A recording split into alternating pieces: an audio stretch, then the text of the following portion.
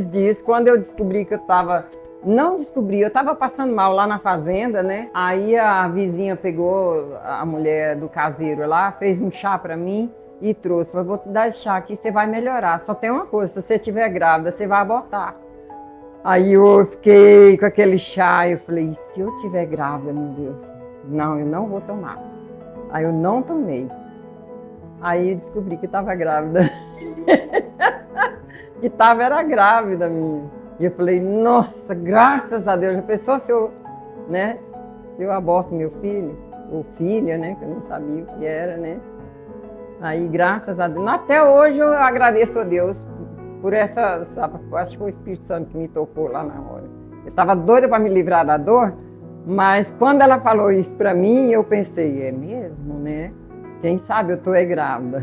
Então, vamos parar com esse chá. Aí parei com o chá, né? Aí nós viemos da fazenda para cá, né? Foi aqui que eu tive ele, aqui, né? Aqui em Goiânia. Que é a irmã do pai dos meus filhos, chamava Áurea, ela faleceu já. Ela toda vez, ela trabalhava em Brasília, no Itamaraty, né? E ela toda vez que ela vinha para cá, lá para a Vila Santa Helena, que a mãe dela morava lá e eu morava também lá com os Arcos, ela me levava para a igreja. Ela vinha e me levava para a igreja do Sinomar, né? E aí eu fui conhecendo, aí fui me dando uma vontade de aceitar Jesus, e eu aceitei Jesus lá, né? E me converti lá. Aí quando os meninos já estavam de idade, eu falei, não, vou. Aí ele falava da apresentação, todo domingo, né, primeiro do mês fazia consagração, né? Aí eu falei, vou trazer meus filhos para consagrar também. Aí eu levei os 4. E o Moisés nem tinha nome ainda. Quando chegou, ele era pequenininho, né?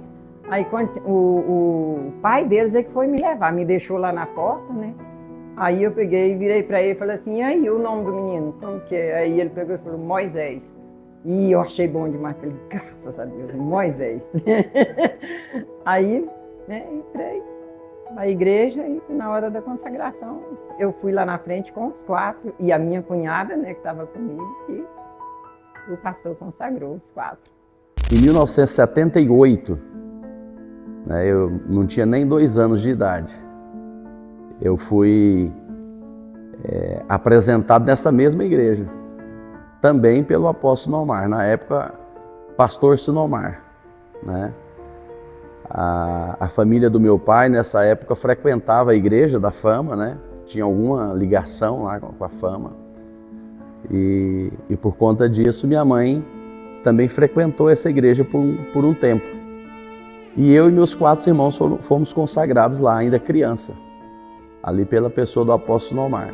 Mantive eles indo para a igreja comigo, todos eles, né? Não tem esse negócio de ninguém ficar para trás, não. E aí ele conheceu um rapaz aqui chamado Rodrigo. Aí eles ficaram muito amigos. Aí eles já estavam adolescentes, né? E o Rodrigo começou a levar ele para a igreja, né? Para a igreja dele, que é a igreja de Cristo, lá na Vila Boa, né? E lá ele foi se envolvendo, o Rodrigo muito fiel, né, e tal. E ele foi pegando aquilo do Rodrigo, né? Aí depois, não sei, ele deu vontade de ser pastor. Ele falou, eu quero ser pastor também. O meu chamado, eu percebi através de profecias. Embora já houvesse no meu coração o desejo de servir a Deus, eu não imaginava inicialmente que seria no ministério pastoral. Certa vez, na igreja, houve uma ministração da Palavra de Deus falando sobre os 5 ministérios. E o que havia me chamado mais atenção foi o ministério profético, né? Ser um profeta me encantava quando jovem, né? No entanto, a partir daí, o meu interesse pela obra de Deus foi aumentando e eu fui me envolvendo diretamente na questão da pregação do Evangelho. E depois eu também fui chamado pelo nosso pastor na época para dirigir uma congregação ali na Ceilândia, na Guariroba, né? E nós, então, fomos dirigentes dessa congregação também por quase 2 anos. E sempre ouvindo as pessoas dizerem que Deus tinha um chamado para o ministério. Em todos os lugares que eu ia, sempre aparecia um profeta para dizer que Deus tinha um propósito nesse sentido da minha vida.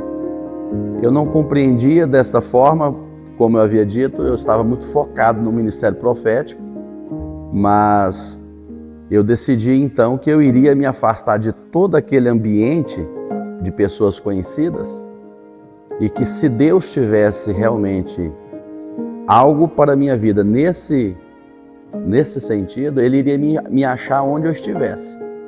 Foi aí que eu decidi vir para Águas Lindas. E chegando aqui, ninguém me conhecia. E no entanto, parece que as mesmas histórias, a mesma retórica que eu ouvia, né, como profecia lá em Ceilândia, que eu morava lá, eu passei a ouvir aqui também. E também nos envolvemos com a igreja.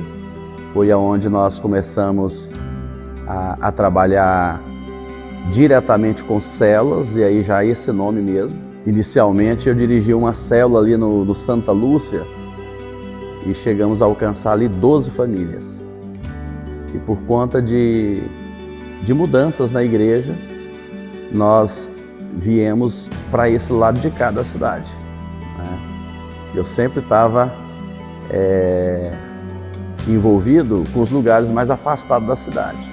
Mas aí nós viemos para esse lado da cidade e começamos uma célula também ali na minha casa.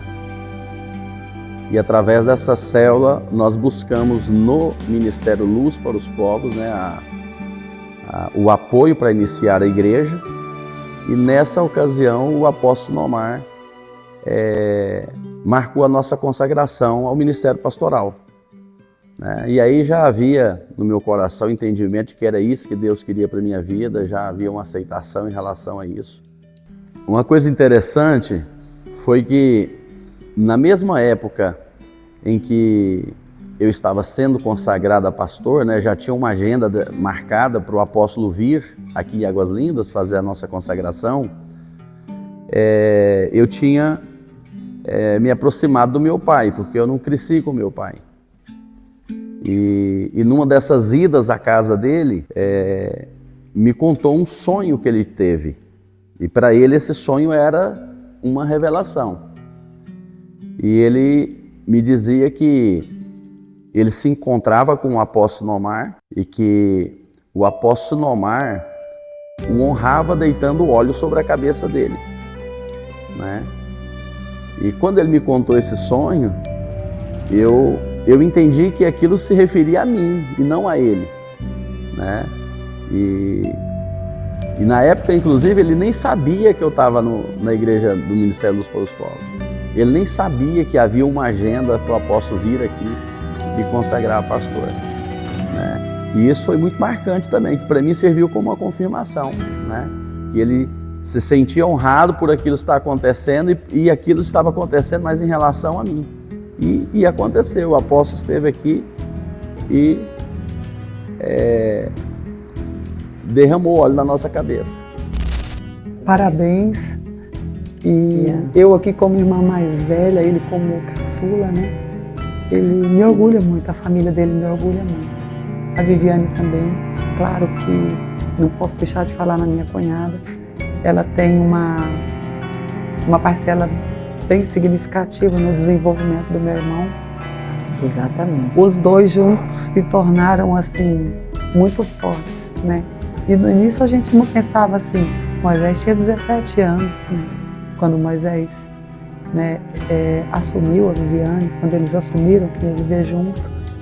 E eu sei, eu vi bastante a guerra dele para ele chegar até aqui. Os degraus que ele pisou foram degraus difíceis mesmo, difíceis de todas as formas, foi sacrifício de todas as formas. E onde ele está agora, advogado, né, pastor, eu tenho muito orgulho mesmo.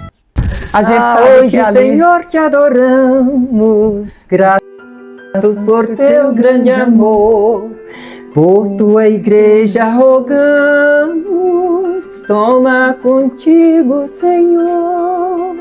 Dá-lhe humildade e pureza, perseverança e fervor, que tua igreja avivada transborde sempre em amor.